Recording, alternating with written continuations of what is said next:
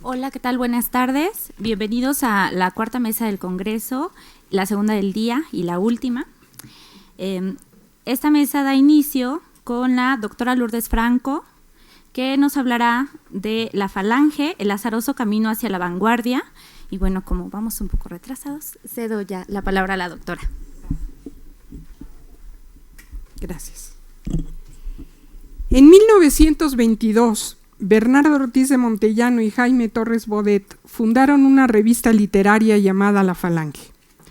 En ese año, Ortiz de Montellano se desempeñaba como jefe de sección del Departamento de Bellas Artes y había dado a la imprenta su primer intento poético, Avidez, en 1921.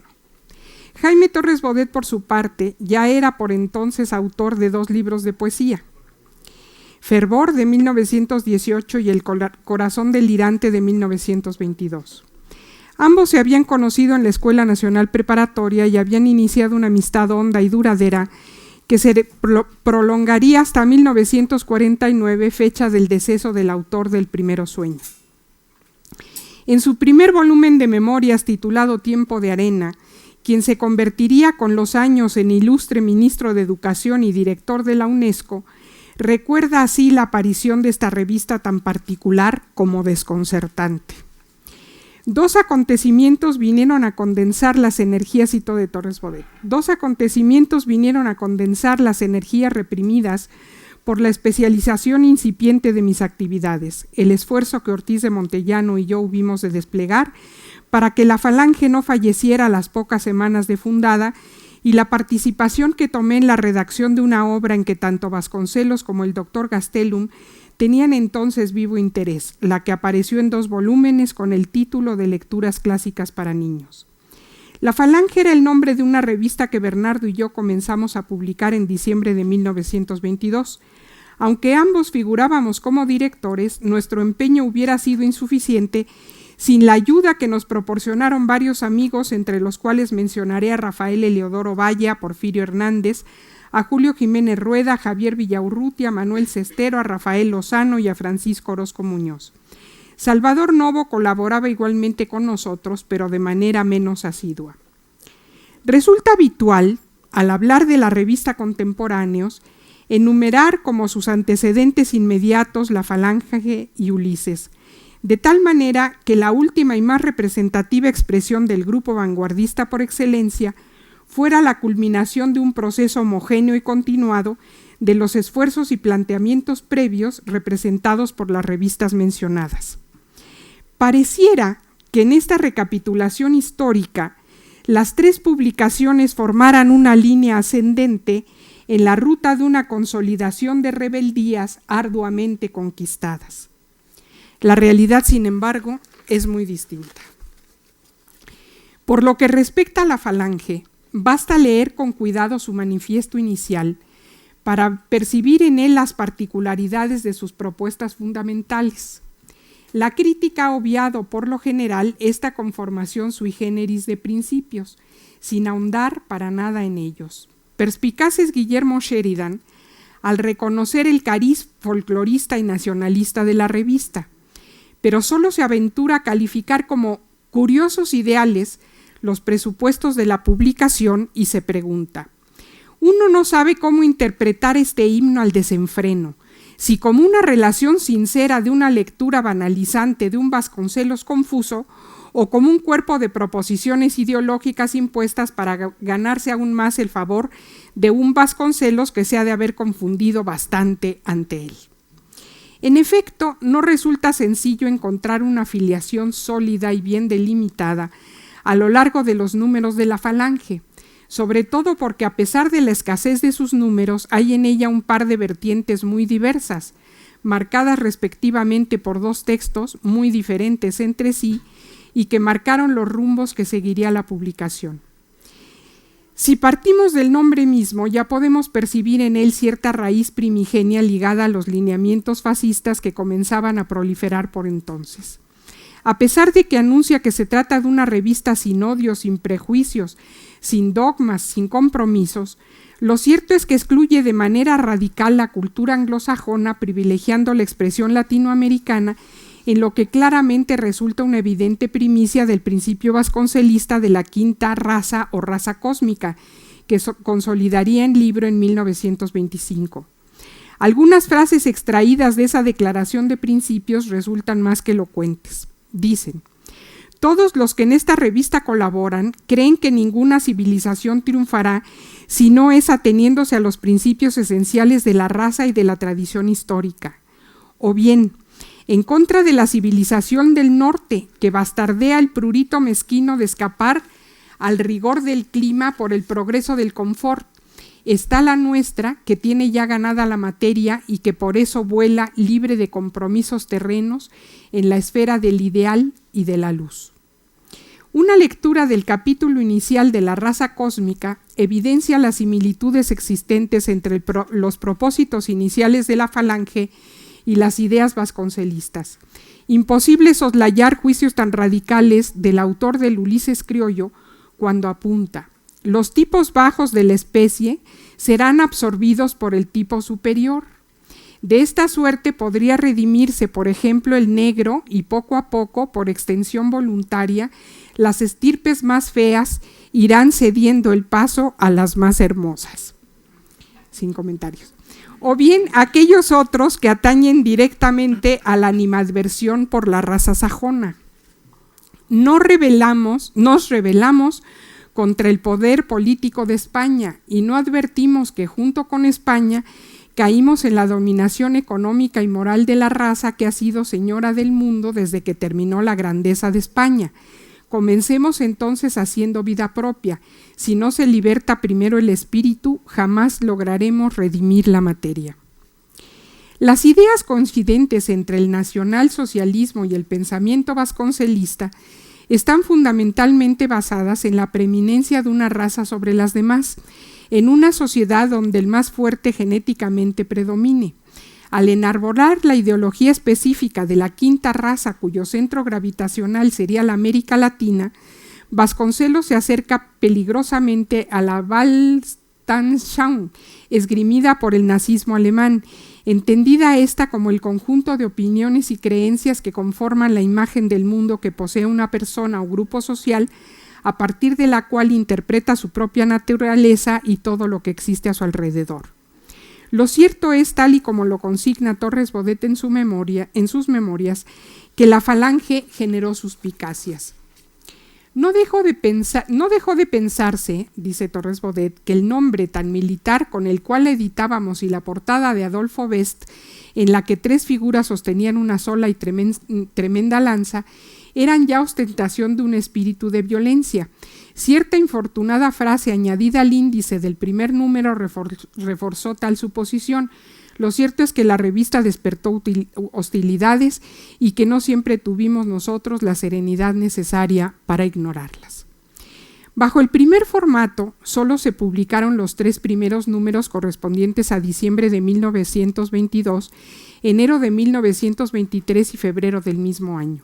A partir del 4º número, que vio la luz en agosto, había ya desaparecido la ilustración de Bess Mogar y había sido sustituida por el cuadro El Obrero, de Manuel Rodríguez Lozano, quien por entonces aún no había entrado en conflicto con los integrantes del Teatro de Ulises.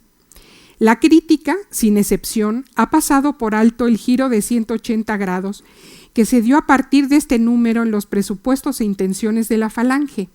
En los motivos que encabezaban la 4ª entrega ya no existía ni la animadversión hacia la cultura anglosajona ni la exaltación de la raza mestiza que había animado los 3 primeros números.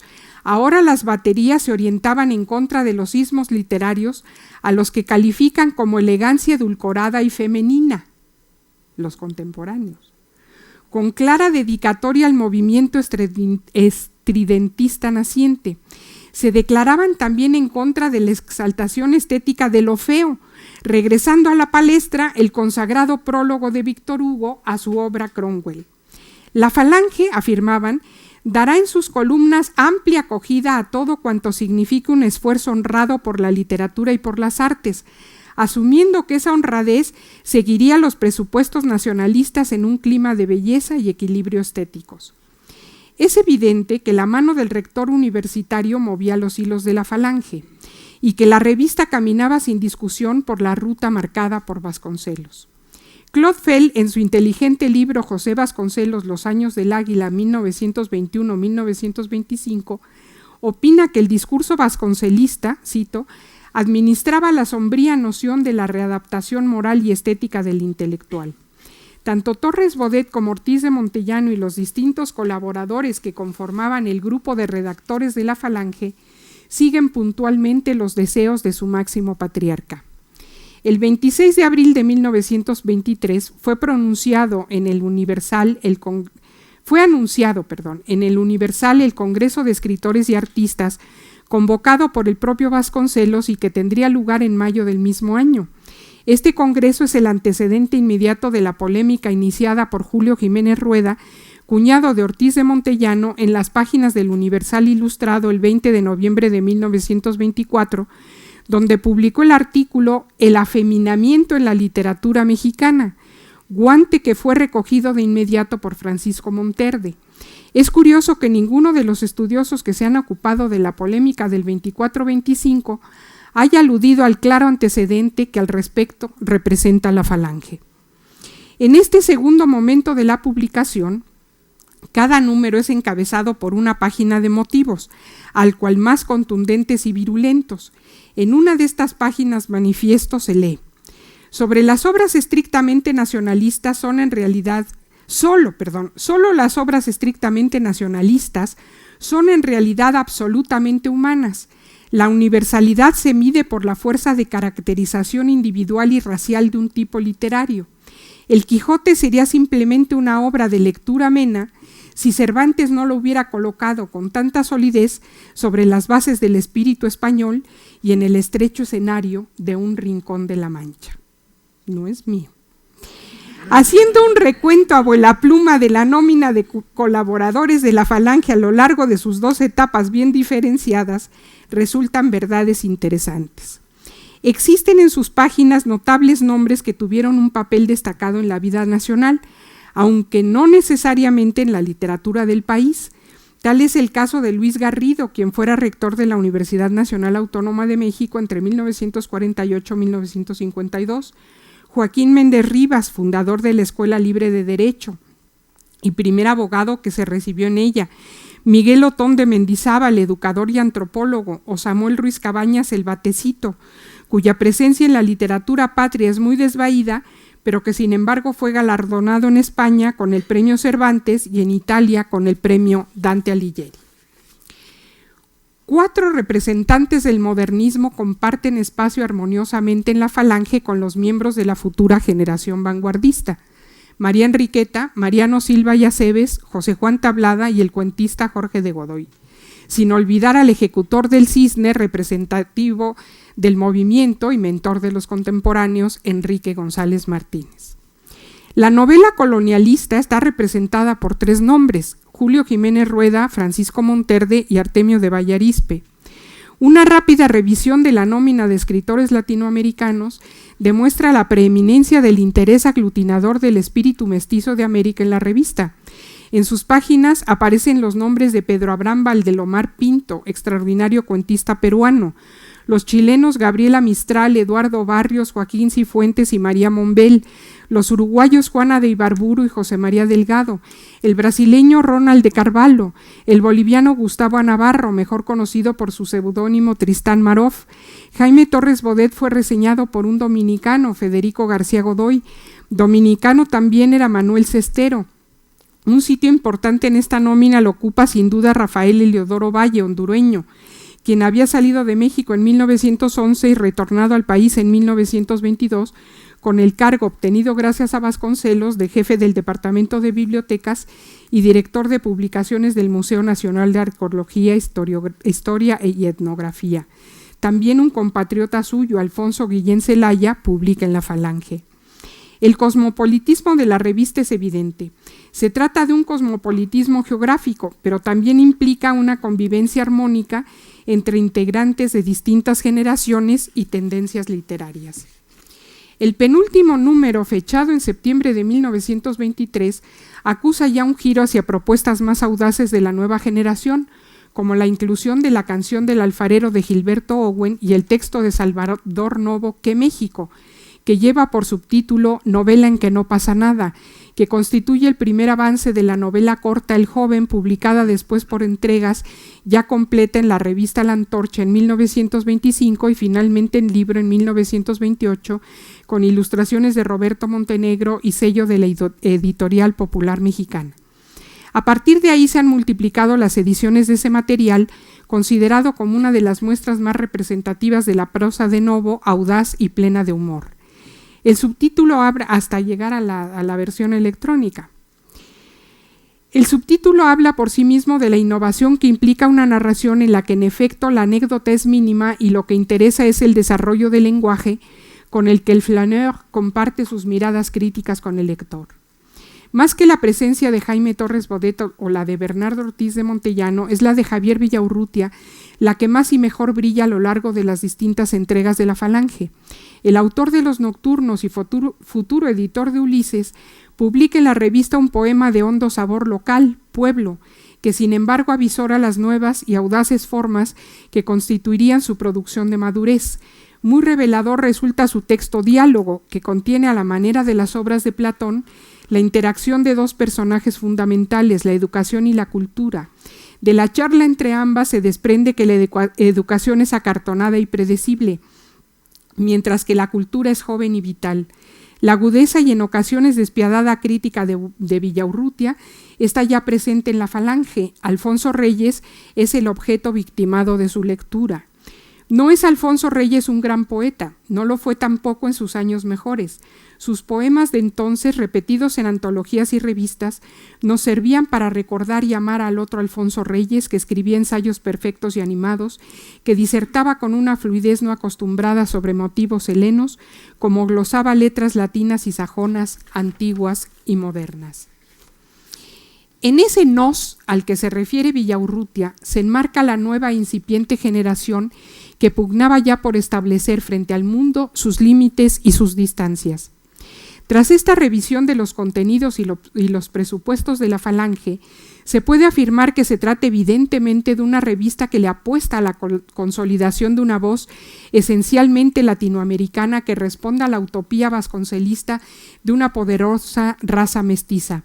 También es la Falange una publicación que pretende alejarse de las tendencias vanguardistas más contestatarias como el ultraísmo y el estridentismo, una revista que pugna por la belleza y la autenticidad de una sociedad prototípica cuya literatura fuera el reflejo del equilibrio espiritual de una raza sana en el amplio sentido de la palabra.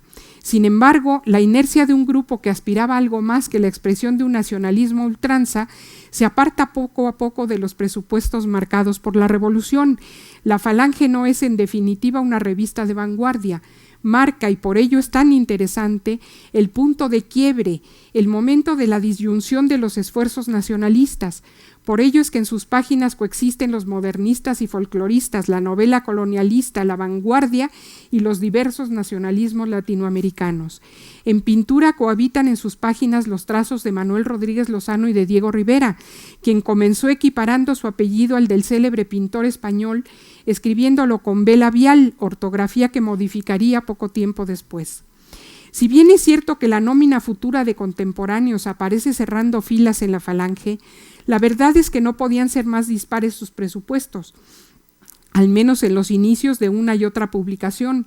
El texto que encabeza la aventura de contemporáneos es de Bernardo J. Gastelum, quien se hallaba al frente de la Secretaría de Salubridad cuando los jóvenes Ulises de la cultura tenían presencia en sus filas y en su nómina. Vale la pena aludir a ciertas frases que marcan la abismal diferencia entre la sujeción a las ideas de Vasconcelos en 1923 y la propuesta de los nuevos tiempos encabezados por Gastelum en 1928. Decía entonces el secretario de Salud en los preliminares de la nueva revista: la originalidad que supone cualquier actividad que se aparta de la costumbre se considera como extraña, ya que elevarse por encima del ordinario es preconizar un nuevo uso. De la impresión que cause en la comunidad y de la facilidad con que se adopte depende la innovación de la moral reinante. Así se verifica la evaluación en la costumbre. Primero, la locura del que quebranta la tradición, sorpresa indignada por el prestigio de las buenas prácticas, enseguida la inmoralidad del hombre libre que afina su gusto con una relación más profunda que el valor ordinario, después, muchos años después, la admiración a una actitud superior que supo resistir a la obediencia, al lugar común, a la mediocridad. Si bien la Falange marca el alfa de una generación que habría de pasar a la historia como prototípica de la renovación poética de las letras mexicanas en 1922-23, muy lejos estaban de representar con esta la heroicidad ante la ruptura que marca el texto de Gastelum. La Falange, revista afincada en el orgullo tradicional de una raza, apuesta por el arraigo y la consolidación en el origen étnico y cultural, mientras que 5 años más tarde ese mismo grupo le apostaría a la clandestinidad, aunque desde el poder, que Jorge Cuesta definió como una agrupación de forajidos. Somos, decía Cuesta, incapaces de solidaridad. Son nuestras diferencias, agregaba, las que nos reúnen, y concluía: somos nosotros a quienes se nos llama desarraigados, los verdaderamente mexicanos, ya que no hay nada más mexicano que estar desarraigado y vivir en un aislamiento intelectual. Si la Falange pretendía construir una nacionalidad basada en la comunión de afinidades compartidas con el resto de la América española, contemporáneos le apuesta a la preeminencia de la individualidad disidente. Es difícil reconocer a primera vista estas dos revistas como directamente emparentadas entre sí, más allá de las coincidencias en su nómina de colaboradores, a menos que ambas se entiendan como parte de un proceso de rebelión en el que el punto inicial es la consolidación de una tradición a la que se habrá de renunciar en aras del descubrimiento pleno de la voz original. Muchas gracias.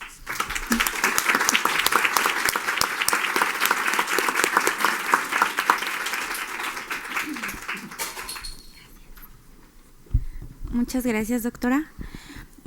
A continuación, el maestro Salvador García Rodríguez, del Colegio de San Luis, nos leerá una ponencia que tituló Taller, una revista intercontinental del exilio español en México. Buenas tardes a todos. Quiero agradecer a los organizadores del encuentro por haberme invitado. Como dice el programa, la ponencia se llama Taller, una revista intercontinental del exilio español en México. El 1 de abril de 1939, Franco firma el último parte de la Guerra Civil Española. El conflicto había terminado en agravio de las fuerzas republicanas. Si bien desde 1936, al inicio de la confrontación, había empezado el éxodo español, al triunfo de los nacionales, como es lógico, se da el mayor número de desplazados. El primer destino fue Francia, donde algunos, como Antonio Machado, encontraron la muerte, mientras que otros fueron confinados a campos de concentración. Por su origen, por su ideología, por sus labores, por su diferencia de edad, no puede hablarse de los exiliados españoles como un conjunto homogéneo. Más bien se trataba de individuos que, desde diversas trincheras, buscaron responder de la mejor manera al desgarramiento histórico que padecían. En el ámbito intelectual, los diversos artistas y escritores se enfrentaron al vértigo del olvido. Sin medios para expresar sus ideales, su dolor tras la derrota, sus frustraciones, sus esperanzas de algún día regresar a España, sin medios para exponer su literatura, su poesía, la palabra que los unía como un país, naufragarían con el tiempo. Lo comprendían perfectamente. La lucha republicana caería en el olvido. Ante la emergencia se presenta un impulso, tan vertiginoso como urgente, por la publicación de proyectos, revistas, boletines, periódicos, donde se diera cuenta de su experiencia, de sus sueños, sobre todo de su dolor. Preservar la memoria, de eso se trataba. Y para ello, a donde quiera que fueran, desde donde quiera que estuviesen, la intelectualidad española se dio a la tarea de dejar registro de su existencia principalmente en medios escritos. La Fundación Pablo Iglesias tiene catalogadas 668 cabeceras de revistas en sus archivos, entre las que no se incluyen las revistas científicas ni literarias. La misma necesidad por preservar la memoria republicana es recibida en México con los exiliados que logran llegar a nuestro país. En la segunda mitad de ese 1939, mientras se establecían las organizaciones de apoyo a los exiliados y se trataban de aminorar las pugnas políticas entre ellos, los españoles buscan caudales para seguir su programa en contra del olvido. La primera de las revistas mexicanas que les abre las puertas es Taller, publicación animada por Rafael Solana, Efraín Huerta, Alberto Quintero Álvarez y Octavio Paz, este último responsable y directo del ingreso de los españoles a la publicación, así como del acuerdo artístico y económico que dio como resultado una nueva época en el proyecto de los mexicanos.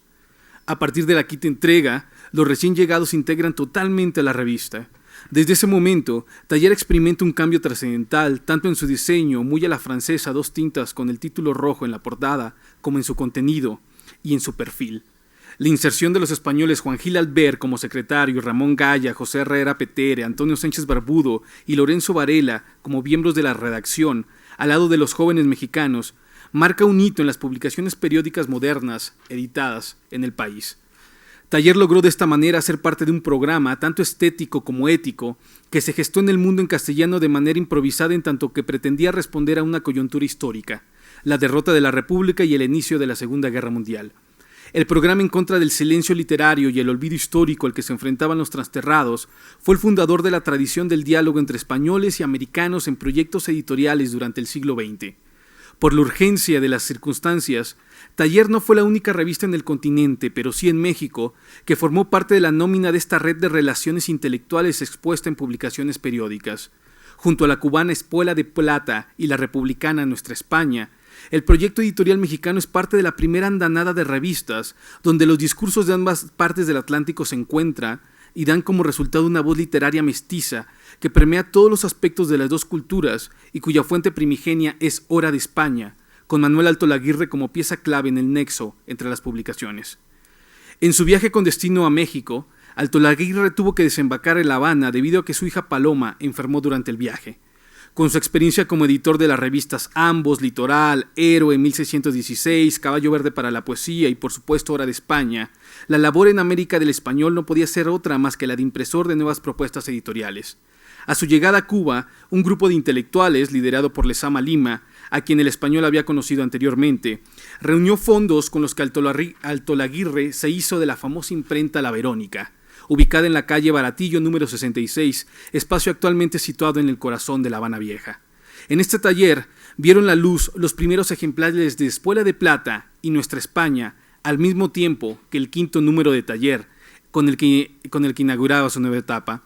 Los 3 proyectos también morirían, y eso es muy significativo, también morirían en 1941. Las semejanzas entre las revistas van más allá del tiempo de la publicación. El diseño estuvo basado en lo que presentaba Hora de España, a fin de cuentas, publicación referente de las 3 revistas mexicanas. En cuanto a los colaboradores, María Zambrano es quien participa en los 3 proyectos. Por su parte, Luis Cernuda, Pedro Salinas y Juan Ramón Jiménez ocupan un lugar destacado tanto en Taller como en Espuela de Plata. Ambas revistas también reconocen por parte de su tradición en la poesía de T.S. Eliot, que a los jóvenes mexicanos los tenía totalmente seducidos en ese momento. De su lado, Manuel Altolaguirre y José Ferrater Mora expusieron artículos de corte más político en Espuela de Plata y Nuestra España. Esta última y Taller comparten a Juan José Domenchina entre los mencionados en sus textos más polémicos. Un rasgo destacable es que Nuestra España siempre estuvo atenta a los acontecimientos de los exiliados en México, así como a las revistas y los libros que se publicaban en nuestro país, especialmente los editados por la Casa de España, primer refugio intelectual de los españoles en territorio nacional y anunciante imprescindible en la publicación de Octavio Paz. El escritor Roberto Costravido escribe sus colaboraciones desde México y Juan de Oviedo dedica a Alfonso Reyes su texto España y América, en el que toca el asesinato de Trotsky en nuestro país. De su lado, en Taller, aparece una reseña de Espuela de Plata y los libros de la colección El Ciervo Herido de Manuel Altolaguirre. Es así como las miradas de las 3 publicaciones se cruzan. Parecen estar atentas y al tanto de lo que llevan a cabo las otras 2 revistas. El ciclo se alimenta por la presencia de los españoles. La amalgama más sobresaliente entre las 3 publicaciones son las figuras de Antonio Machado y Federico García Lorca. El texto titulado Antonio Machado y lo barroco, nota para un homenaje escrito por Gastón Vaquero, aparece en el número 1 de Espuela de Plata.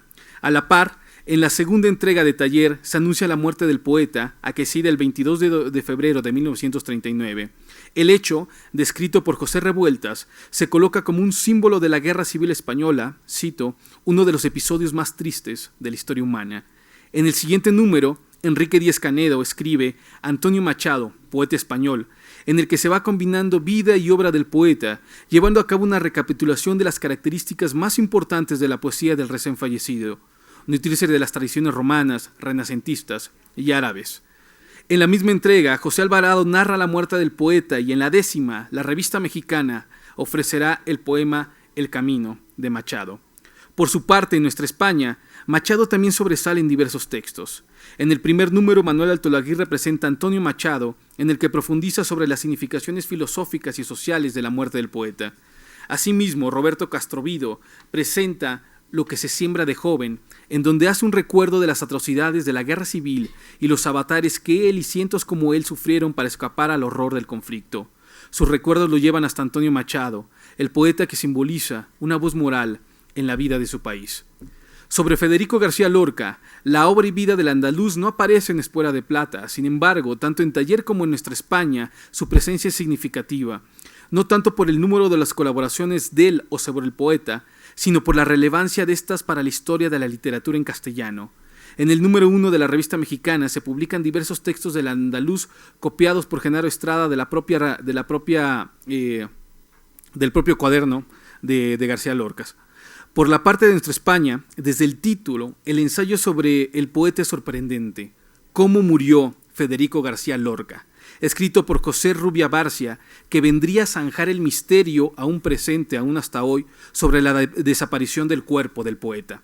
Así, en las 3 revistas se borran los límites geográficos y se vive un auténtico encuentro entre los pensadores de ambos continentes, un encuentro sin distinción de edad, recursos estéticos o motivos artísticos. Los grupos de jóvenes y mayores, de españoles y cubanos, de exiliados y mexicanos, pudieron mirarse a los ojos y ya no se percibieron como conquistadores y vencidos, sino que se reconocieron como iguales que compartían la misma lengua, verdadera nacionalidad de un escritor, como lo sostenía Paz. Se trata de una tradición donde se combinó lo americano y lo europeo, lo viejo con la novedad, los rasgos apolíneos de los españoles con la sangre dionisiaca del Caribe y de lo mexicano. Desde ese año de 1939 se comprendió que la confluencia de culturas enriquece y por tanto jamás será un lastre para ninguno de los involucrados. En ese momento nació la tradición hispanoamericana en el siglo XX, con un programa ético y estético apresurado, pero fundamental para los habitantes del mundo en castellano. Muchas gracias.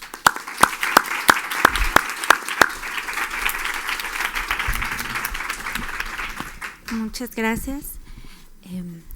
Ahora tenemos la ponencia del maestro Ernesto Sánchez Pineda, también del Colegio de San Luis. Su ponencia se titula Directores que emigran, Luis Castillo Ledón y Alfonso Cravioto. Bueno, buenas tardes. Primero que nada, muchas gracias por la invitación. Estoy muy contento de estar aquí. Pues voy a empezar. Hay asociaciones que de tanto repetirse se han fijado de manera casi indiscutible en la historia de la literatura. Evocaciones de nombres que llevan el pensamiento a un espacio, un libro o una revista, o al contrario, reminiscencias de eventos, lugares o periódicos que remiten inmediatamente a los personajes involucrados. Uno de esos casos es el de Alfonso Cravioto y Luis Castillo Ledón, actores cuya sola mención enfoca casi naturalmente la mirada del curioso y del investigador en uno de sus proyectos de juventud que se ha establecido con el tiempo como el punto de partida para el estudio del Ateneo de la Juventud. Sin embargo, el proyecto de Savia Moderna solo es una parte, importante sí, de las acciones en las que estos directores se vieron involucrados a lo largo de su vida, y las implicaciones que resultan de este devenir todavía están por registrarse. Por eso, lo que comparto aquí es un esbozo de los primeros años de las trayectorias de estos provincianos en el mundo de las letras, en los espacios públicos y en el acontecer histórico-literario. Luis Castillo Ledón nace el 17 de enero de 1879 en Villa de Santiago Ixtla, en lo que hoy es Nayarit. 5 años después, el 24 de enero de 1884, en Pachuca, nace Alfonso Cravioto Mejorada. La diferencia de 5 años, a lo lejos, parece casi imperceptible.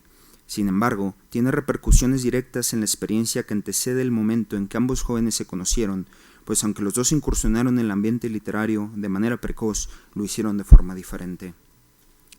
De Castillo Ledón sabemos que, junto con sus compañeros de escuela, dirigió un par de periódicos por el año de 1896 y 1897, llamados El Reporter y Pierrot. aunque también se le atribuye otro de su etapa adolescente llamado El Chiquitín, época en donde desarrolló su primer libro de poesía titulado De Crisálidas. Y más tarde, en tierra tapatía, trabajó en la Gaceta de Guadalajara y estableció relaciones con las siguientes ediciones: La Libertad, Juan Panadero, La Suegra, El Bien Público, Revista Blanca, Buena Sombra, Negro y Rojo, El Sol, y después, en 1903, sería dueño y director del Monitor de Occidente. Todavía en Guadalajara, comenzó a estudiar en el Liceo de Varones, donde uno de sus maestros más cercanos fue Victoriano Salado Álvarez, uno de los involucrados más notorios en las polémicas contra el movimiento modernista y con quien desarrolló una larga amistad. Ahí, también, hizo migas con José María Sierra, y la mancuerna no tardó en consolidar su posición en el ambiente literario de Guadalajara al encabezar en 1901 la mesa directiva de la Sociedad Literaria Manuel Gutiérrez Nájera. Ese mismo año, Castillo Ledón publicó por primera vez en un periódico capitalino, El Imparcial. La convivencia y aceptación que tuvo el Nayarit en Guadalajara fomentó su entusiasmo por los proyectos editoriales. Más aún, gracias al dato que Julieta Ávila Hernández extrajo del archivo familiar, se puede establecer que fue ahí donde germinó una idea que después se concretó en la capital como savia moderna, apunta la investigadora. José María Sierra, autor, al igual que Tablada, de Una Misa Negra, escribió a Juan Luis Castillo con la siguiente fecha, julio 28 de 1903. El sábado próximo aparecerá periódico que vamos a fundar entre Carpio, Luis Quevedo y yo. Se ocupará solo de guasas y de teatros. Esperamos sacar dinero de él para fundar nuestra tan soñada savia moderna. Después de esto, el viaje a la capital del Nayarita no dilató, a donde llegó por consejo del poeta Amado Nervo, que lo vinculó directamente con la crema innata de la intelectualidad mexicana, la cual solía arremolinarse en la casa del mecenas y director de Revista Moderna, Jesús E. Valenzuela, donde creo que tal vez conoció al joven Cabrioto, que ya por esas fechas había llegado a la capital. Hay que apuntar que el cobijo de Nervo no cesó ahí, pues a su regreso a México también lo ayudó a obtener un puesto en la Biblioteca Nacional, lo que estableció la pauta de su desarrollo personal. Ahora bien, en 1904, Castillo Ledón participó y triunfó en un popular y todavía prestigioso concurso literario, los Juegos Florales. El archivo Castillo Ledón guarda un documento titulado Minerva, el cual el número único del órgano de la juventud estudiosa, en el que se da cuenta de las 4 composiciones premiadas en los Juegos Potosinos de septiembre de 1904, donde obtuvo el segundo lugar. En el mismo certamen, Cabrioto también fue galardonado. De ahí los caminos de ambos parece que están destinados a seguirse cruzando. Ahora bien, si el Nayarita da muestra de interés por la literatura y los diferentes medios de publicación, las primeras incursiones de Alfonso Cabrioto Mejorada, aunque similares, muestran una clara diferencia: la política. Cabrioto formó parte de la familia más poderosa del estado de Hidalgo. Su estatus social le proveyó de los privilegios infantiles a los que pocos pueden aspirar, como las clases particulares y una gran biblioteca a su entera disposición. A los 11 años, en 1895, ingresó al Instituto Científico Literario que en ese entonces dirigía Baltasar Muñoz Lumbier, un crítico mordaz del régimen porfiriano y por ende del padre del joven Cabrioto. Es probable que ahí se fortalecieran las ideas liberales que había cultivado en su niñez, pues como él recuerda, cito: mis mejores amigos les tenía entre las clases pobres. Llegábamos a formar una pandilla como de 50 muchachos que nos reuníamos y formábamos un partido liberal en contra de otro núcleo formado por mochos. Y cada jueves concertábamos guerras a pedradas con nuestros enemigos. Una vez estuve en cama durante 8 días por una pedrada que recibí en una pierna. En Hidalgo, cuando el sucesor de Cabrioto a la gobernatura no celebró el aniversario de la muerte de Juárez en el año de 1898, provocó que los inconformes se reunieran y organizaran su propio homenaje, y después se constituyeran como la Corporación Patriótica Privada, que fue el núcleo aglutinador del liberalismo hidalguense y que se expresaban por medio de un periódico, El Desfanatizador, donde el joven Cabrioto fungía como director. A los 16 años de edad, Alfonso Cabrioto firmaba junto con Mariano Lechuga una protesta por la violenta disolución de una manifestación estudiantil en honor a Benito Juárez, la cual se reproduce en el periódico Regeneración de los hermanos Jesús y Ricardo Flores Magón, documento que refleja tanto la inconformidad como la beligerancia características de una juventud que busca a gritos ser escuchada, pero sobre todo adquiere relevancia porque tendrá eco en lo que podría considerarse el manifiesto del grupo ateneísta 6 años más tarde. La redacción de Regeneración aplaude a los jóvenes y los justifica, puesto que el atropello ha sido infame. Por eso la juventud, que no soporta humillaciones, se ha alzado airada y ha conmovido a la nación con su heroica actitud. En 1902, con este antecedente, Cabriotto, apasionado de las letras y la política, llega a la Ciudad de México a seguir sus estudios en la Escuela de Jurisprudencia. Enseguida se afilia a la agrupación estudiantil Ignacio Ramírez, donde semanas después es electo presidente. Sin embargo, apunta Miguel Ángel Granados Chapa, ese ámbito es reducido por el afán libertario de Cabriotto, quien frecuenta a los hermanos Flores Magón, con quienes había entablado relación en los días agitados de 1901. Por eso acude a la reinstalación del Club Liberal Ponciano Arriaga el 5 de febrero de 1903, donde funge como vocal. Pero incluso esto no es suficiente para el pachuqueño, que se afila al Club Antirreeleccionista Redención en ese mismo año, donde participa como vicepresidente y el cual opera de manera más radical que el Club Liberal al que se acababa de unir. Su actividad en las diferentes publicaciones de corte antirreeleccionista es vasta, como lo prueban sus incursiones en el Colmillo Público, dirigida por Jesús Martínez Carrión, el Partido Democrático y el Radical, que estaban a cargo de Jesús Eurueta, y Vesper, de Juana B. Gutiérrez de Mendoza. Del mismo modo, su presencia pública va en aumento, pues participa en manifestaciones antirreeleccionistas que tomaban como pretexto algún evento realizado por el régimen para alzar la voz y dar su opinión, estrategia que los jóvenes prototeneístas iban a seguir empleando antes de estar conformados como grupo y también después.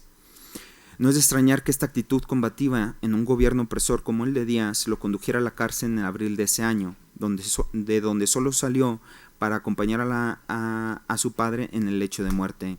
Este evento marcaría profundamente al joven de tan solo 19 años. Sobre ello apunta Granados Chapa.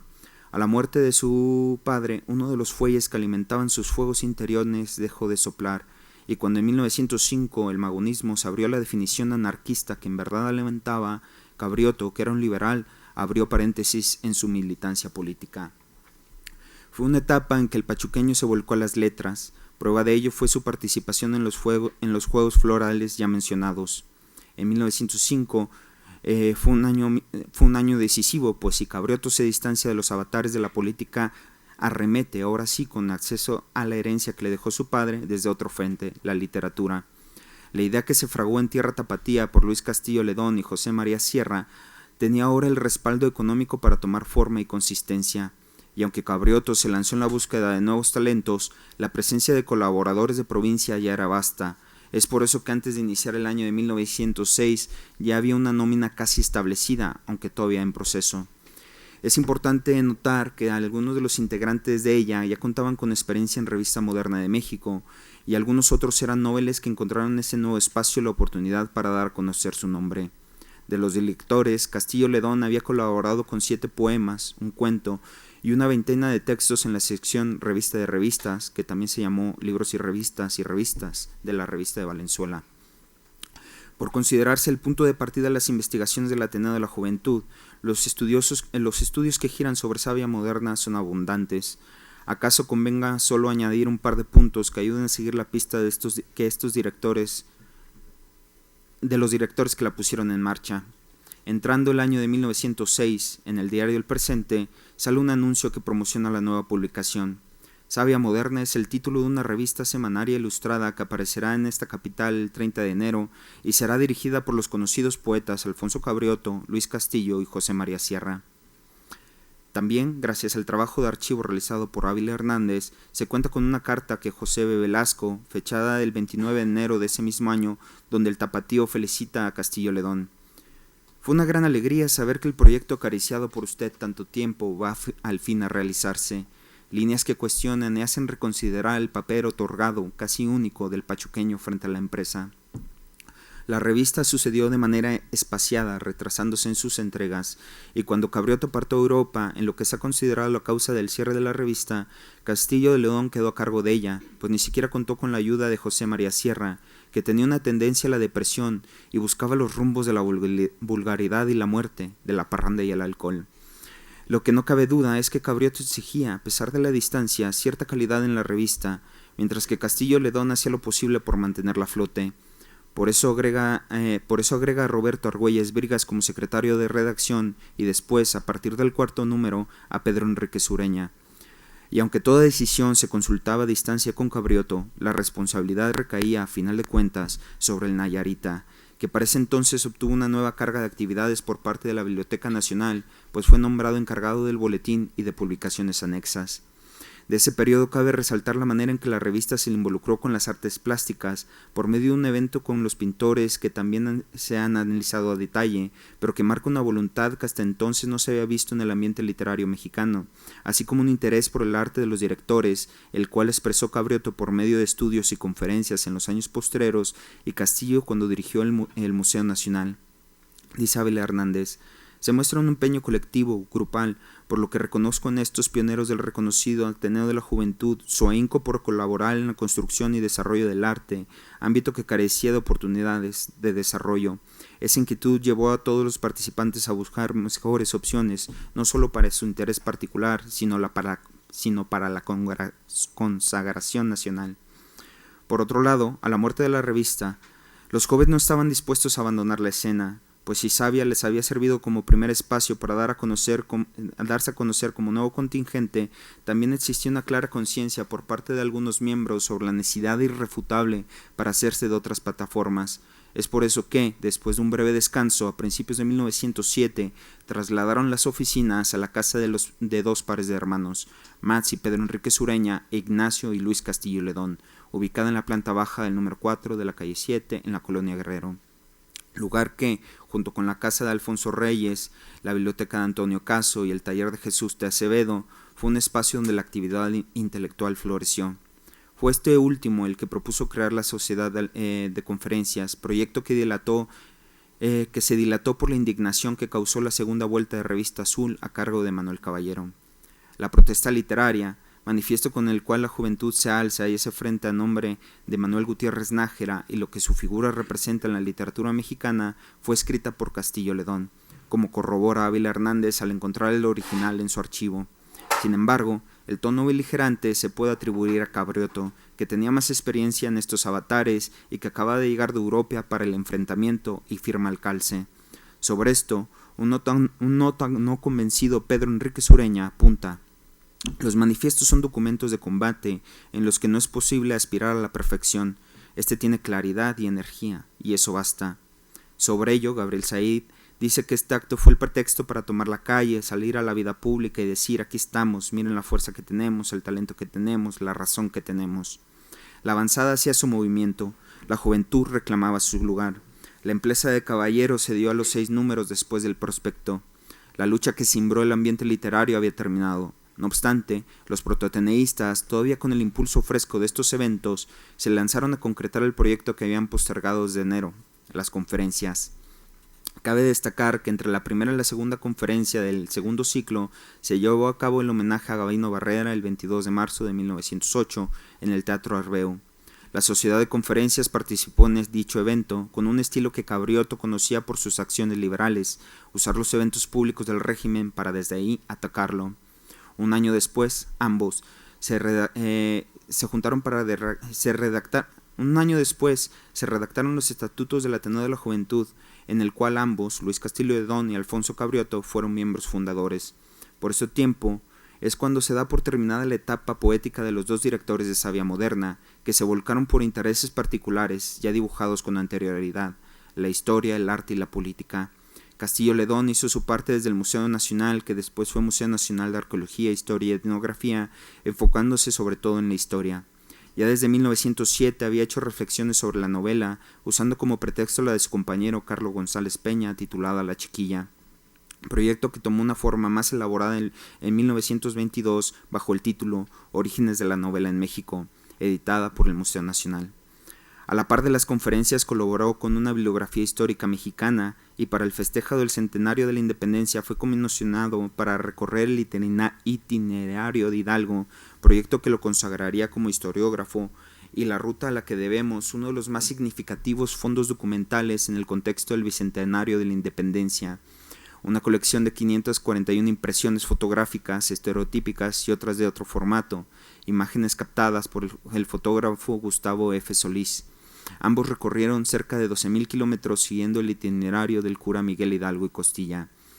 El viaje concluyó con un texto llamado Hidalgo, la vida del héroe, trabajo que el Nayarita siguió complementando para en la década de los 30 sacar un segundo volumen. Por su lado, por el mismo tiempo, cuando la reelección de Porfirio Díaz es inminente, es cuando la chispa beligerante que Alfonso Cabrioto mostró en Pachuca cobró nuevamente vida. La revolución fue un escenario en el que pudo realmente sobresalir, aunque fuera de manera crispada y con entradas a la prisión, junto con Jesús Urueta, otro ateneísta, pues su habilidad política le permitió ayudar en la Constitución del 17, donde tomó parte importante en la concepción de los artículos 3 y 123, al tiempo que podía dar cobijo a algunos de sus compañeros ateneístas, entre ellos el mismo Castillo Ledón. Su carrera política por lo mismo gozó de diversos puestos que él aprovechó para impulsar desde diferentes frentes ideas que consideró de valía. Tal vez ese sea el mayor distintivo de estos dos ateneístas, directores de Savia Moderna, un emigrar que les permitía dar cobijo y guía a sus compañeros, atributo que nunca menguó, como se puede apreciar con el estridentista Manuel Manplesarse, que llegó recomendado por el pachuqueño Veracruz, o bien con Agustín Yáñez, que estuvo al frente del Instituto del Estado, en Nayarit, por recomendación del entonces gobernador Castillo Ledón. Sin embargo, abundar sobre la vida de estos ateneístas después de la segunda década requiere un trabajo de mayor alcance que lo que este esbozo propone, pero se perfila como un trabajo esencial que pudiera reflejar una faceta, por medio de estas dos vidas, de la intelectualidad mexicana. Gracias.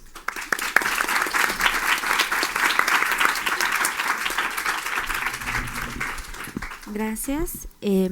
Para cerrar esta mesa, nos acompaña la doctora Irma Elizabeth Gómez del Instituto de Investigaciones Bibliográficas de la UNAM y nos va a leer su ponencia titulada La súbita nostalgia de lo remoto, las memorias de Dolores Bolio en el Universal, 1931-1934.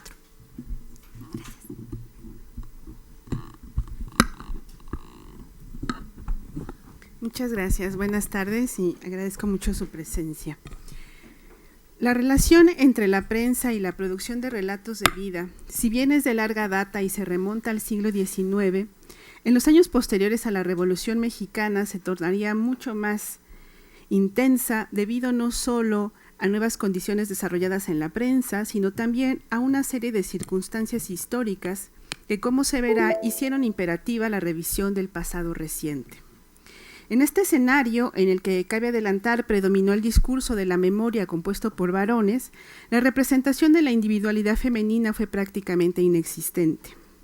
Uno de los casos excepcionales lo constituyen las memorias que Dolores Bolio publicara en la década de 1930 en el diario capitalino El Universal, específicamente en su suplemento dominical titulado El Magazín para Todos. La narración de vida de esta escritora, según se intentará probar, representa un contrapunto a la tradición de la literatura testimonial mexicana, formada entonces mayoritariamente por relatos tendientes a la reivindicación de las acciones de hombres públicos, no solo porque irrumpió en ella con procesos de representación basados en la intimidad, sino también porque en esta se despliegan estrategias de autofiguración, mediante las cuales la narradora construye su identidad como sujeto femenino independiente y como escritora profesional. Rasgo este último que le confiere al texto un estatuto de programa literario en el que se reflexiona, entre otros asuntos, sobre la naturaleza ficcional de un género, las memorias, anclado en la materia referencial. En las siguientes líneas, en primera instancia y con el fin de hacer patente la singularidad de la obra de Dolores Bolio, se expone un breve panorama del discurso autobiográfico producido en el Universal, atendiendo a las condiciones desarrolladas por la prensa industrializada y al contexto histórico. Y en segunda instancia se presenta el análisis del relato autobiográfico para dilucidar algunas de las operaciones empleadas por la narradora para configurar su persona autobiográfica. Sobre el escenario de la producción de relatos de la memoria que aquí se presenta, cabe señalar que este proviene del estudio de diversas narraciones del yo, memorias, autobiografías, diarios, autorretratos, dadas a conocer en el Universal entre 1920 y 1930. En esta etapa importa puntualizar, este diario representativo de la prensa industrializada desarrollaría rasgos que le permitieron difundir un corpus amplio de textualidades, entre las que se contaron los relatos de la memoria. Entre dichas características destacaría la independencia, condición derivada de la autonomía financiera y de la capacidad tecnológica de la publicación. Ello haría posible que ésta preservara la imparcialidad de su línea editorial, pese a que los gobiernos emanados de la Revolución intentaron limitar la libertad de expresión, y que diera cauce a una pluralidad de voces, lo cual la habilitó para, como apuntara uno de los redactores, cito, condensar los modos de pensar y de sentir de la nación entera sin cerrarle paso a ningún credo, por atrevido que éste fuera. Aunado a lo anterior, este periódico se postuló como forjador moderno de la opinión pública, rasgo que lo comprometía con la actualidad y con los contenidos eminentemente noticiosos. Al respecto, se decía en un editorial que, a diferencia de los periódicos tradicionales, cuyo rasgo principal era, cito, ser retrospectivos y contentarse con lanzar críticas terribles sobre el pasado, el Universal se concentra en el análisis de la realidad que experimenta hoy, en este instante, el país. Esta cualidad, aunque parecería no dejar lugar para la difusión de relatos de la memoria, no impidieron que en el diario se incluyeran textos en los que se reflexionaba en torno a sujetos y sucesos del pasado. Tal hecho se explica por la circunstancia histórica, la cual en las décadas señaladas se vio dominada por la necesidad de restaurar la identidad nacional y articular un proyecto de país, que, fundado en instituciones renovadas, marcará el comienzo de una época en la que sería posible el progreso. La conformación de este nuevo orden requeriría de la implementación de estrategias de legitimación, ya que su origen había sido un hecho de sangre, el cual, si bien procuró el derrocamiento de la dictadura, también infringió heridas al cuerpo social. Una de estas estrategias fue la revisión del pasado, acción que permitiría, mediante la evaluación y el esclarecimiento de los hechos acontecidos, la comprensión de la experiencia vivida. Ello podría devenir en un efecto terapéutico que sanara el trauma ocasionado por la violencia de la revolución y en la generación de un conocimiento sólido sobre el devenir del país, que fungiría como la base del nuevo proyecto de nación. En este contexto, la escritura testimonial en general y la autobiográfica en particular fue fundamental, ya que, como mencionara Juan Sánchez Azcona, importante memorialista del Universal, cito, las recordaciones del pasado, aunque ofrecen puntos de vista parciales y subjetivos, dejan establecer comparaciones que llevan a formular interpretaciones y juicios históricos más profundos y equilibrados. El diario, cabe puntualizar, declararía que la efectividad de esta operación dependería de abrir sus páginas, cito, con heterodoxia, a todas las voces y a todos los testimonios, con el sano propósito de acercarnos a la verdad de la historia. Como parte de ese repertorio de testimonios se incluyeron los relatos memorialistas de las mujeres, aunque estos ocuparon un lugar minoritario, según se muestra en la imagen.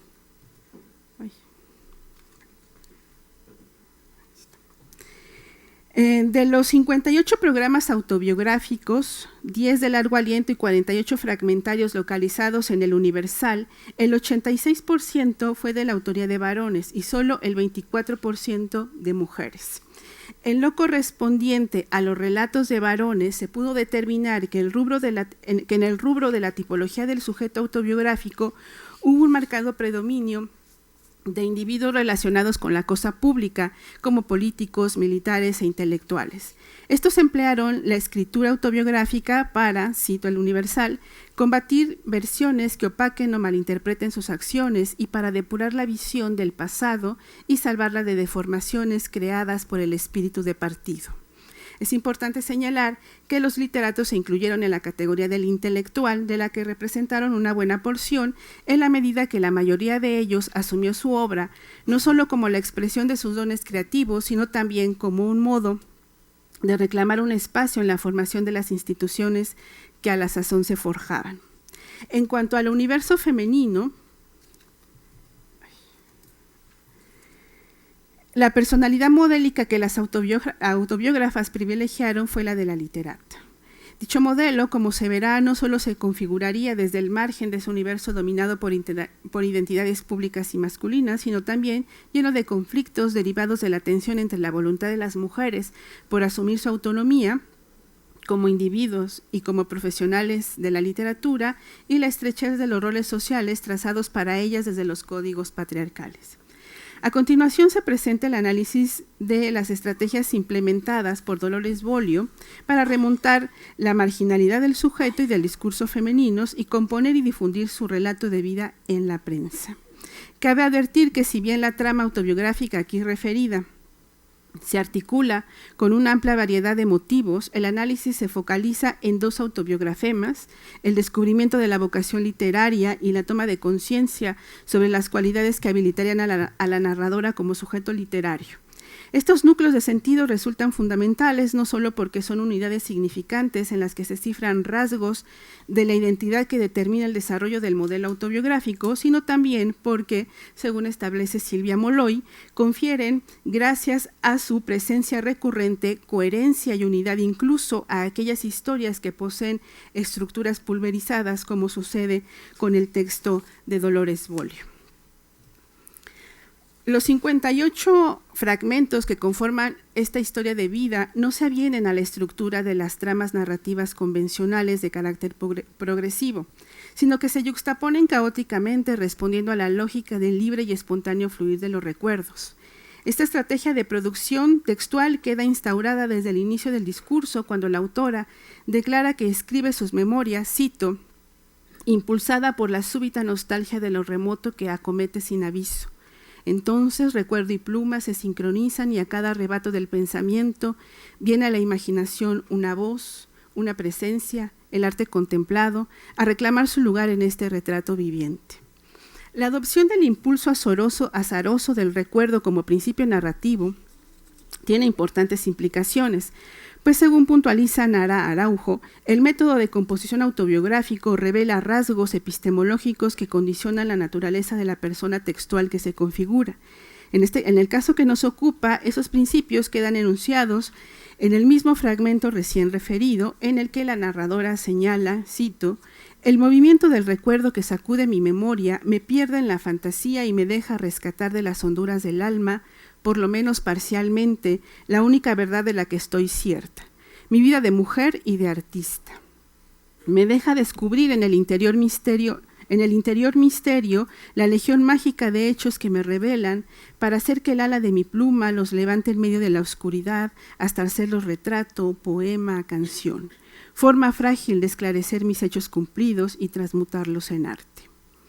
En estas palabras, Dolores Bolio, además de aludir a la imposibilidad de crear representaciones de la vida y de la identidad que trasciendan la incompletud y la parcialidad, enuncia los rasgos que confieren naturaleza y función literaria al discurso autobiográfico, como la subjetividad y la fantasía, ambas identificadas como procesos que acompañan las operaciones de rememoración ya de suyo proclives a la invención. La memoria, como han señalado los teóricos, si bien trabaja con materia referencial e incluso verificable, el sujeto y su pasado, esta solo puede convocarse en la textualidad en calidad de imagen virtual, alterada por el proceso del recuerdo. Estas particularidades que acercan peligrosamente todo proceso de autofiguración al de la creación de un personaje ficticio, se agudizan en este caso, pues según se infiere de las palabras citadas, en la composición del texto intervienen otros recursos propios de la creación literaria, como el trabajo estilístico con el lenguaje, los cuales se presentan como elementos que definen la identidad del discurso y del individuo, a quien, como es evidente, le interesa proyectarse como artista. La preeminencia de la subjetividad y la inscripción del texto al ámbito de lo literario podrían explicar que los editores del Universal decidieran difundirlo no en la página editorial, en la que apareció la mayoría de los retratos autobiográficos escritos por hombres, sino en el Magazine para Todos, espacio en el que se privilegió la presencia de la literatura. Ahora bien, esta identidad proclamada como escritora habrá de construirse paulatinamente en el texto. Si nos atenemos a los dichos de la autora, desarrollando movimientos figurativos que involucran procesos de autocomprensión. El primero de esos movimientos, encargado de revelar los atributos que definen a la narradora como artista, se encuentran contenidos en recuerdos remotos que remiten a experiencias iniciáticas. Así, en el relato se una Dolores niña que escapa a la supervisión paterna para buscar refugio en los jardines que rodeaban su casa. Allí, en ese ambiente de soledad, dice la autora, cito, me entregaba por vez primera la embriaguez dulce y ardorosa de las sensaciones del oído, al suave rozar con las manos de toda naturaleza viva. Entonces se operó en mí gozosa transformación. La inspiración llegaba como aleteo encendido para enseñarme a seleccionar los tonos que pintaran el dorado extraño del sol, a desentrañar la música del arrullo de la paloma, a percibir en las gotas de agua suspendidas en la hierba formas preciosas. Me torné contemplativa, enriquecida de una vida interior que me aislaba de los demás, pero me enseñaba a crear con la palabra la imagen de la divina belleza experimentada. La configuración de esta espacialidad en la que se despliega una temporalidad distendida da lugar a una suerte de refugio interior armonioso en el que al tiempo que se deja fluir las emociones y los impulsos creadores, la mujer toma conciencia de su vocación como escritora y de las cualidades que la habilitan como creadora, capaz de, como sugiere el párrafo citado, transmutar en palabras el goce estético. Dichas cualidades, se infiere, corresponderían a la posesión de una sensibilidad exacerbada, de una agudeza sensorial y de una mirada estilizante, condiciones que le permitirían emprender búsquedas interiores, percibir la belleza en lo más nimio y expresar la comunión del hombre y la naturaleza en imágenes plásticas y emotivas. Estos rasgos, que también actúan como principio diferenciador de la mujer en tanto individuo independiente, se complementan con otras acciones que los potencializan y los transforman en verdadero capital cultural, ya que la narradora reconoce que la capacidad sensitiva, aunque constituye el motor de la creación, requiere de modelos que le permitan expresarse en ideas simétricas y proporcionadas. Tales modelos provendrían de un acervo de obras que es referido en el relato mediante escenas en las que se dramatiza el encuentro de la narradora con el libro.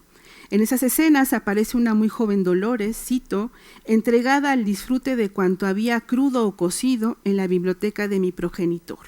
Filosofía, historia, crítica de arte, arqueología, aunque gustaba más de saborear el alimento nutricio que me ofrecían las obras de Théophile Gautier, Alfred de Musset, Andersen, Becker, aquellas obras que consideraba mi colección particular porque su quintaesenciado estilo me enseñaba las rutas para dar forma a la belleza.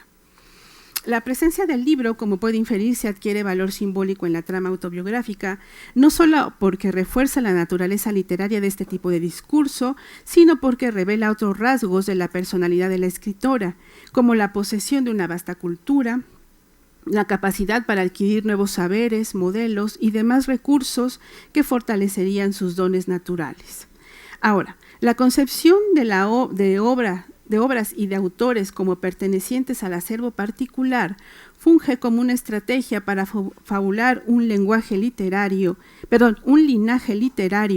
en el que se inscribe la narradora invistiéndose con el prestigio y la autoridad que lo preceden. En este acto denota el reconocimiento de la existencia de mediadores culturales, en este caso la tradición europea, de la que se importaban modelos literarios para ser integrados a la generación de nuevos productos artísticos. De lo hasta ahora expuesto, y si nos atendemos a la naturaleza del conjunto de rasgos con los que la autobiógrafa se autorrepresenta, así como a la tradición literaria con la que ésta se identifica, puede establecerse que su modelo identitario se erige impregnado de resabios, de estéticas que habían perdido casi toda su vigencia en el siglo XX, como el modernismo y el romanticismo. Esta última estética, hay que decir, confiere a la narradora modelos ficcionales que no solo determinarían la temática y las estrategias de composición de la obra, sino también el molde que delinea su personalidad, misma que por momentos se acerca al tipo de la heroína romántica. Cito: desde que era yo un grano de anís, niña gótica despuntando a la vida, me supe una criatura incomprendida, nacida para amar sufridamente, con melancolía. Este destino trágico se cumplimentó a la edad de 15 años y 3/4, cuando el primer endiosado de mi corazón me mostró la naturalidad de la tortura del amor. Para concluir, importa señalar que la composición y la publicación del relato de vida, si bien colmaría la necesidad de autoafirmación de la autora, también le traería la amenaza del escándalo y el riesgo del escarnio público. Así se lo dice una distinguida dama, amiga de la familia Bollio, según frases consignadas por la narradora. Cito: en bien suyo, le aconsejo que prescinda de ventilar sus pasiones internas. Esto la desprestigiará, se lo aseguro, pues les recuerdo que es obligación de la mujer ser prudente y modesta. Esta reconvención hace patente la prevalencia de férreos modelos culturales dictados por la autoridad masculina, los cuales constreñían la acción femenina. Pese a ello, también se abrían espacios en los que paulatinamente la mujer iría adquiriendo visibilidad. La publicación de las memorias de Dolores Bolio en el Universal representa en este contexto uno de los esfuerzos más notables para dar presencia al sujeto femenino en el espacio público. Esfuerzo que se emprende sí valiéndose del medio de difusión privilegiado por los autobiógrafos varones, la prensa industrializada, pero desviándose de los relatos de vida tradicionales que, volcados a la conformación de la historia colectiva, marginaban la subjetividad. La escritora opta, en cambio, por operaciones de representación mediante las que, a partir de la apropiación del pasado vía los sentidos y la emocionalidad, en primer término se reconoce como sujeto literario autónomo y al hacerlo reclama su derecho a participar en la producción de la cultura. En segundo término, contribuye a conferir con mayor claridad valores que permitieran la lectura del discurso autobiográfico como un doble programa literario y de autofiguración, y finalmente promueve la aclimatación desde las publicaciones periódicas de nuevas prácticas de escritura y de lectura que desarrollarían el gusto por las narraciones íntimas, lo cual haría posible que al cruzar el umbral de la siguiente década se multiplicara considerablemente la divulgación de los relatos de mujeres memorialistas. Muchas gracias.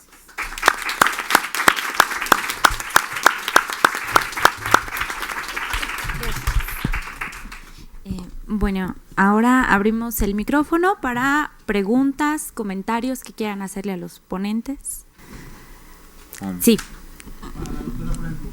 El cierre de la revista La Falange nunca está muy bien explicado. No. ¿A qué motivo se debe, no? No. Lo que es claro es que a partir más o menos del cuarto número la periodicidad se vacía.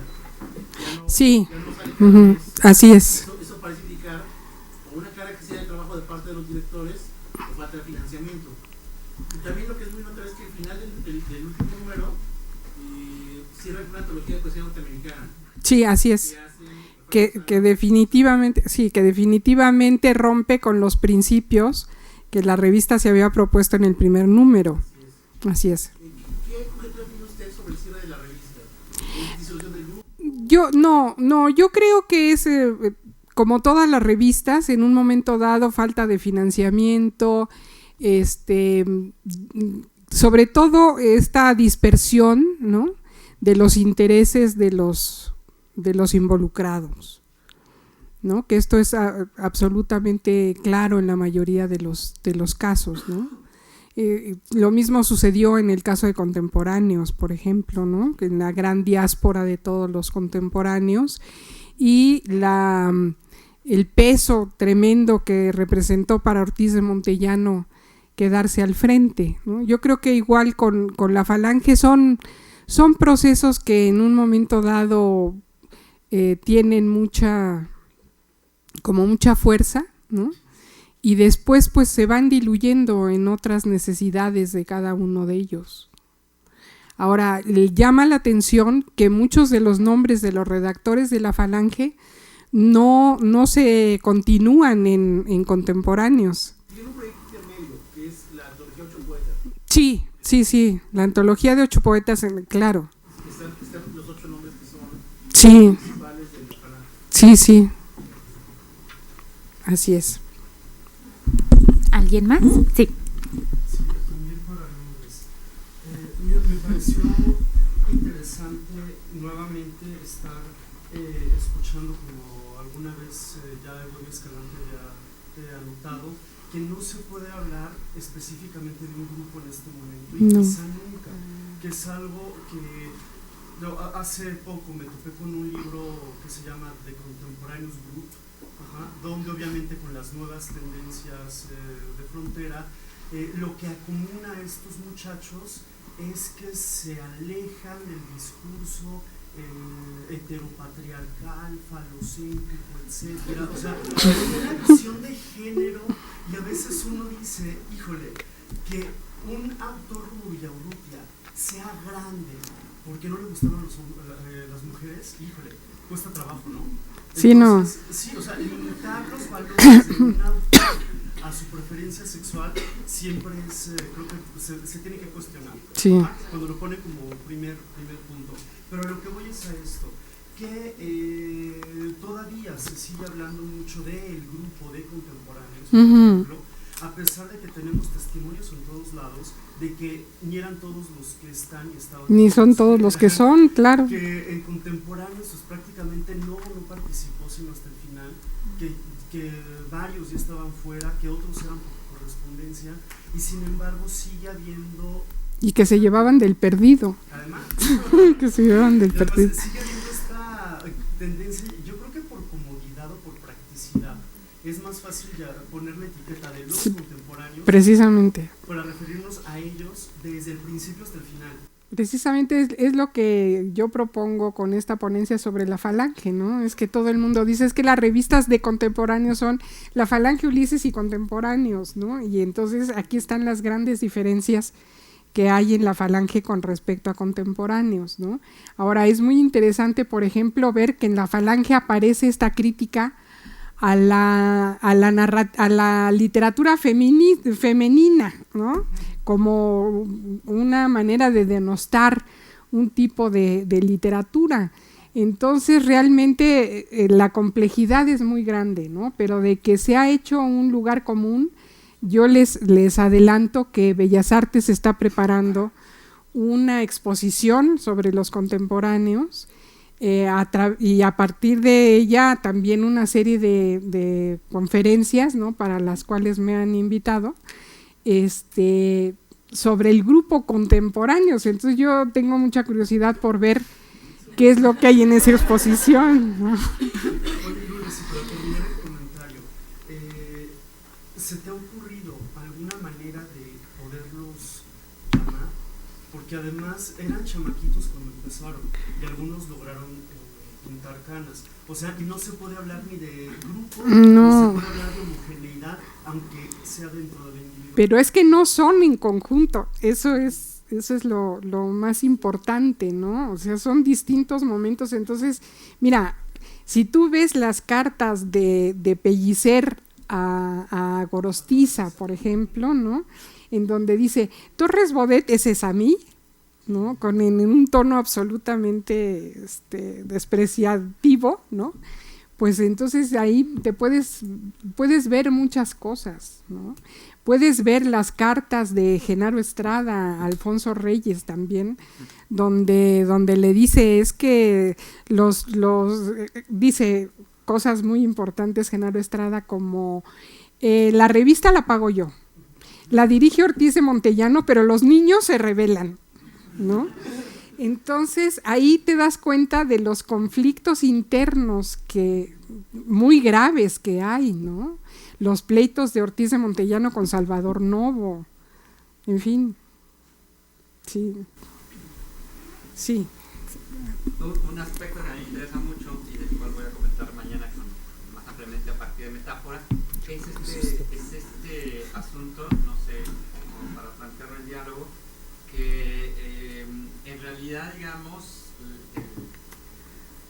un punto a debatir es el estudio de los grupos a partir justamente de las relaciones personales y la integración en una revista, y después cómo la revista se construye en una herramienta crítica para periodizar la literatura, ¿no? Y justo creo que el siguiente paso sería que se está planteando, que es discutir al grupo, discutir a la revista, pero también discutir el propio procedimiento disciplinar, es decir, la construcción de historia literaria, ¿no? Porque la periodización, digamos, ¿no? Y la conformación de grupos ha estado situada, creo, en la parte, digamos, inicial del siglo XX en esto. Es decir, una agrupación es una revista, todos tienen que ser iguales, y una revista es el grupo de estética y ideología, y tienen que tomar partido, ¿no? Y entonces creo que suman 2 y 2 igual a 4 y no. Sí. Creo que eso se debe sobre todo al uso del concepto de grupo como equivalente a generación, ¿no? O sea, hay como, digo, hay momentos en los que se puede distinguir muy claramente. Hay que utilizar el concepto de grupo a partir de las afinidades que tú dices, que son como muy expresan una voluntad, ¿sí? Y hay otros otros espacios donde puedes leer, estás utilizando la palabra grupo como equivalente a generación. Y ahí sí se pierde todo. O sea, no son para nada vocablos que tengan una relación contigua, ¿no? Por ejemplo. Sí, por ejemplo. Pero mañana. Sí. De este lado había una participación. Sí, está bien. Sí, primero. Sí, sí, está bien. Sí, creo que tampoco puede decirse, más allá de ese lugar común de si la falange contemporánea, son del grupo, tampoco se puede decir que no son. Tampoco se puede decir que no corresponden, porque en la falange se presentan mutuamente, se van encadenando. Sí, no, yo nunca dije que no son. No, yo lo estoy diciendo como en general de la discusión. O sea, no podemos tampoco decir que no son. ¿No? Creo que la cuestión es cómo rompemos un poco la inercia crítica de la que venimos. Yo por lo menos he optado por no poner mayúsculas contemporáneos. ¿No? Digo, por lo menos yo lo he hecho. Pero además, se pasan otras cuestiones, cómo se encadenan, por ejemplo, con la revista Sagitario, o luego con El Espectador, ambas de Rivas Paneda, ¿no? Entre otras cuestiones, pues efectivamente es muy complejo, pero habría que, sí, acaso pensar en que si efectivamente las correspondencias están visos de conflictos, de que hay el grupo Bicápite, que efectivamente es lo que lo es cuando uno va a las correspondencias y otras cuestiones, ¿no? Novo y Villarrutia efectivamente están muy ligados. El caso de Owen, por ejemplo, en la falange, es circunstancial, llega por Eleodoro Valle, no llega por algún otro de los contemporáneos, ¿no? Owen está en Toluca, ¿no? Y es muy circunstancial, es un abogado el que presenta no, aparte, es que precisamente Valle es el abogado, es un amigo de Toluca, un abogado que le presenta a Owen, llega así, ¿no? Y después, cuando viene el 25, todo, vamos a decir, se integra y complica más la situación, porque pobre Owen al final tampoco lo consideran, por ejemplo, González Rojo, ¿no? Torres Bodet, no aluden a él. De este lado, otro. Yo nada más, una variable que se está utilizando ahora también en historiografía literaria, solamente por aportar a la discusión, son redes intelectuales, ¿no? En términos de estas relaciones y eso. Pero realmente mi pregunta tenía que ver, quería hacerla al profesor Ernesto Sánchez Pineda acerca de la relación entre Luis Castillo Ledón y Amalia González de Castillo Ledón. Sí, bueno. La relación literaria, y bueno, Amalia, ella sí hace un trabajo a favor del partido. Sí. Y no sé si ustedes han encontrado relaciones. Bueno, yo la verdad es que no esperaba encontrar nada de estos dos directores cuando di la ponencia, entonces encontrar más de Amalia que de Luis Castillo Ledón fue impresionante, ¿no? O sea, uno se empieza a investigar y después dice Luis Castillo Ledón queda como relegado y superado en el ambiente literario por ella. Y bueno, su importancia, realmente a mí, yo no me meto en eso porque va más allá de lo que a mí me interesa, que es el Ateneo, pero pues le queda pues a quien le interese esa parte, ¿no? Yo creo que para cuando Amalia ya cobra bastante importancia, Luis Castillo de Ledón ya hizo lo que tenía que hacer en el museo. Ya había formado esta parte de historiografía que es muy importante en el Ateneo y que a mí me interesa bastante porque es algo que se retoma del siglo XIX, de la importancia de la historia, de recobrar el pasado, que también utiliza Cabriotto, ¿no? Con esta mirada al pasado que mencionó la doctora, y que es una especie como de fuga de la revolución, ¿no? La importancia de Amalia, la verdad es que no tuve tiempo porque esto lo hice como en una semana y media. Entonces tendré que averiguar más porque en serio cuando uno se pone a investigar el nombre de ella sale mucho más veces y con mucho más relaciones en el ambiente literario que el de Luis Castillo Ledón. Gracias. ¿Alguien más? Sí, doctor. Por favor. Para la doctora Elizabeth, yo tengo una pregunta.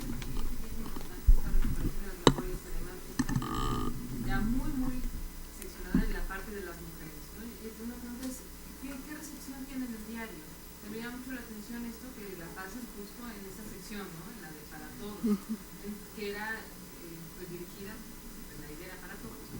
Pero si quienes la leían y si alguna contestó aparte de su tía, es la tía, ¿no? La que les dice que se recate, ¿o quién es la? No, una conocida de la familia. Sí. ¿Qué me dice?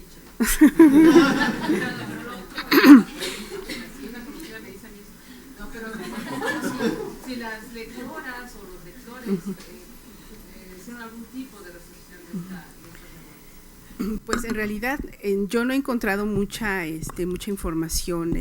Las memorias se recogieron después en libro y no creo que hayan tenido gran impacto en ese momento porque incluso la autora tuvo que pagar la edición, ¿no? ¿Perdón? No lo sé, eso no lo sé muy bien porque yo no he conseguido esa edición que está está registrada en algunas apuntes biográficos que hay porque prácticamente no hay información para reconstruir primero la biografía y después poder ir cotejando qué transformaciones hace respecto al trayecto de vida en las memorias, ¿no? He encontrado muy poquita información y en los escasos apuntes que hay sobre ella se menciona que sí fueron recogidas en libro, pero que ella costeó la edición. En el periódico, salvo los comentarios que ella misma consigna, que al parecer le hacen de viva voz, en el periódico yo no he encontrado reacciones, ¿no? ¿Y de las memorias de los hombres?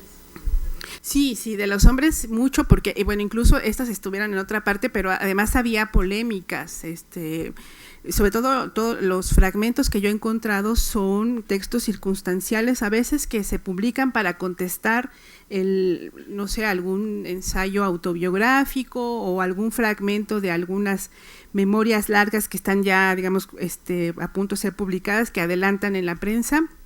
Entonces vienen muchos de los involucrados mediante, sobre todo ensayos autobiográficos, a contestar o a rebatir o a reivindicar sus acciones, ¿no? Ahí sí hay mucha polémica.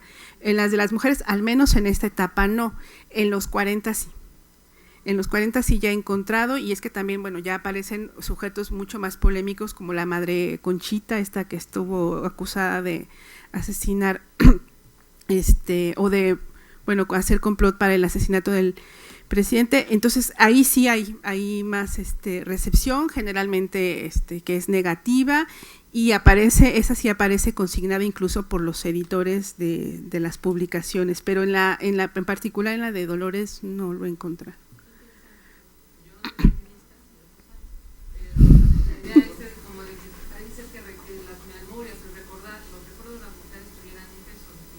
Bueno, sí. ¿No? Para la reconstrucción de un campo cultural, un campo histórico determinado, que era sí. Cuando lo que están consignando es justo un espacio más íntimo y una historia personal, lo que puede abarcar muchísimo. Sí. Sí, pero aún así con esa marginalidad yo creo que estas memorias sí fueron abonando para que se aclimatara la lectura, porque ya en el 40 incluso las memorias de los hombres ya están más volcadas a lo interior también. Sí. Bueno, yo solamente quiero dar mi comentario para la mesa de mañana. No. que me parece muy interesante. Para mañana, no, sobre todo pensando esto, ¿no? O sea, creo que vale la pena, como lo decía Luis, pensar en la manera en que nos acercamos a la historia de la literatura a partir de estos términos que a veces parecen canónicos, generación, grupo. En los grupos no caben las pugnas, no caben desdeñar al otro. A final de cuentas estamos hablando de individuos, y como individuos a veces hay afinidades, rompimientos y se vuelven uniones, ¿no? También creo que vale la pena ese trabajo reflexivo. ¿Hay algún otro comentario? No sé, de la mesa de hoy. ¿No? Bueno, entonces cerramos el congreso por el día de hoy. Los esperamos mañana a partir de las 10 de la mañana para el último día del congreso. Muchas gracias a todos.